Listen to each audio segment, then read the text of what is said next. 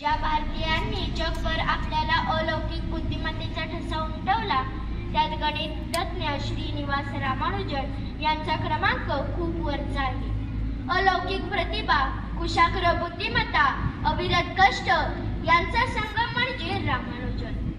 ते 3 वर्षांचे होईपर्यंत त्यांना काहीही बोलता येत नव्हते. त्यांच्या आईला वाटायचे आपला मुलगा मतीमंद तर नाही ना, पण त्यांना माहित नव्हतं की ज्या मुलाला मतीमंद म्हणत आहेत तो पुढे गणित तज्ञ होईल.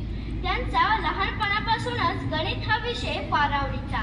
एके दिवशी त्यांचे गुरुजी वर्गाकार भागाकार शिकवत होते. भागाकार शिकवताना शिक्षक म्हणाले की कोणत्याही संख्येला त्याच संख्येने भागल्यास भागाकार 1 येतो. तेव्हा शिक्षक म्हणाले 3 ने 3 ला भागले तर उत्तर काय येईल? सर्वांनी उत्तर दिले 1 येईल. तेव्हाच एका छोट्या मुलाने विचारले 0 ने 0 ला भागले तर उत्तर 1 येईल का? शिक्षक अवाक झाले. त्यांना उत्तर सुचेना. रामानुजन गणित विषयात सखोल विचार करतो. रामानुजन जेव्हा शाळेत जात होते त्यावेळेस महाविद्यालयात जाणाऱ्या मुलांची गणिताची पुस्तके ते मागवायचे.